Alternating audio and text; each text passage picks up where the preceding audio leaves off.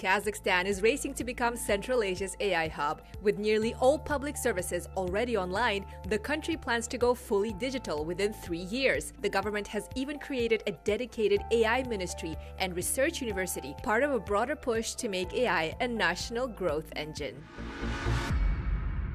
Welcome to East-West Connect. We're highlighting business and economic developments in Kazakhstan and the wider Central Asia region, connecting with Europe and beyond.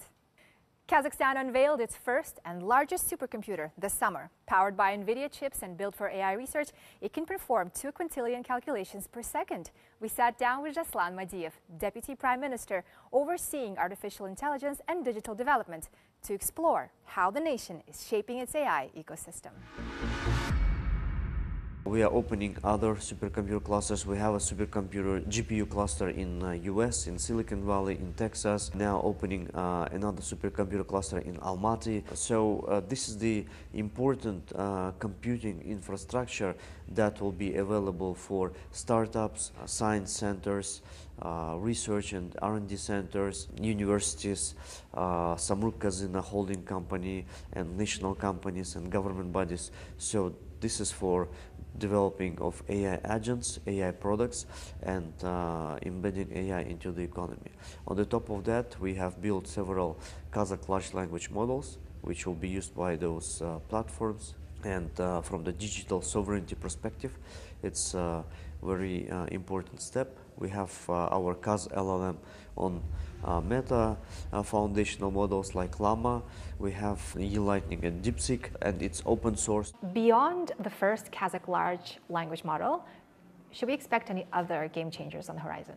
Alem AI International AI Center is like a big funnel starting from the general public and going through the kids, students, startups, big techs, and the best solutions will be embedded into the economy sector. It's a big center of competence, 20,000+ square meters building, 8 floors. On the second and third floor, we will launch 2 more education. School kids of age of 12 to 18 will cover 11 areas: generative AI, robotics, 3D modeling, filmmaking, music making. So the creative industry also will be covered. On the 4th and 5th floor, we'll be having Tomorrow School, launching it together with Nicolas Sadirac, a famous entrepreneur from France. On the 6th floor, we will have AI campus for startups with our acceleration programs. We are exclusive partner of Google for Startups. We have acceleration program with Draper University, StartX from Stanford, Alchemist B2B accelerator. We have our own homemade accelerator program, AIpreneurs, where people come as individuals. We give them data sets, GPUs, we give large language models, and they graduate as startups. So it will be like the factory of startups. On the 7th floor, we'll have big tech offices, R&D labs, AI centers. Mr. Deputy Prime Minister, thank you so much. Thank you. My pleasure. Kazakhstan is positioning itself as Central Asia's gateway to global tech, connecting startups, investors, and policymakers under one roof in Astana. Over 20,000 innovators, investors, and startups gathered in Astana for the 3-day Digital Bridge Forum, Central Asia's largest tech event. Startups secured tens of thousands of euros in funding as Kazakhstan showcased its growing digital and AI ambitions. Цель была одна – создание определенной площадки, коллаборативной среды, где, собственно, встречаются образование, бизнес, государство, большие биг-тек-компании, венчур. Among the startups driving this new wave is Neurobox, a compact supercomputer that can replace entire departments in finance and government with its multimodal AI agents. Running fully offline, it performs 180 trillion operations per second, building AI models without cloud access. В закрытом контуре общаются несколько нейронок, не обращаясь к интернету. Соответственно, вы можете скармливать туда свою базу данных, свои отчеты, свои Excel-таблицы, все свои финансовые показатели, из которых потом по запросу вы можете вытаскивать отчеты и аналитику. Или сделай то, или сделай это. At this year's forum, President Tokayev announced plans to turn Digital Bridge into an AI bridge, linking Kazakhstan's technological ambitions with the global AI future.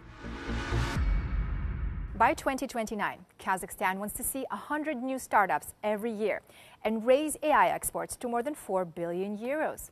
Here to assess the effectiveness of the country's AI strategy is a venture investor, Marat Tolubay, CEO of Activat Venture Capital. Mr. Tolubay, welcome. So my first question is, what would convince investors watching us today to take a closer look at Kazakhstan's AI ecosystem? Венчурный рынок в целом всего нашего региона, Центральной Азии и Кавказа, развивается в последние годы очень большими темпами. И Казахстан является лидером на этом рынке. Например, в 2024 году в стартапы было вложено во всем регионе более 100 миллионов долларов, и из них 70 миллионов долларов вложено именно в Казахстане, в казахстанские стартапы. Сейчас у нас на рынке около 20-25 специализированных фондов, компаний, которые вкладывают только в стартапы, постоянно действующих около 1500 стартапов. Этот рынок развивается очень мощными темпами. Казахстанский стартап Hixfield стал первым единорогом, оценку больше 1 миллиарда долларов США получил. Но есть и ряд других стартапов казахстанских, которые вышли на международный рынок. Do Kazakh startups attract any international co-investors, or are they still largely dependent on domestic capital? У нас стандартная схема такая, что стартап, показавший свои хорошие результаты на местном рынке, он получает инвестиции от казахстанских инвесторов и выходит на международный рынок. Но у нас уже есть ряд стартапов, которые уже получили инвестиции от иностранных инвесторов. Тот же Hixfield, снова еще раз упомяну, Leaping AI, Alma. Это стартапы, которые получили американские инвестиции. И вот из нашего портфеля стартап «Гардероб», он получил инвестиции от Европейского фонда. Главное преимущество сейчас казахстанских стартапов в том, что ИИ стартапов с искусственным интеллектом, то, что казахстанские стартапы сейчас сильно недооценены. На стадии пресид казахстанские стартапы стоят $1-2 миллиона долларов США и поднимают раунды 200-300 тысяч долларов. В то время как европейские, допустим, стоят уже 5 и более миллионов, американские вообще 7-8 миллионов долларов. И, соответственно, они поднимают там 500 тысяч, миллион и так далее.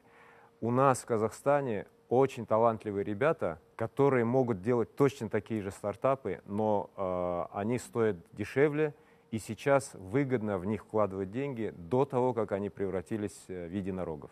Thank you so much for your insights. Thank you. That's all for now. See you in the next episode of East West Connect.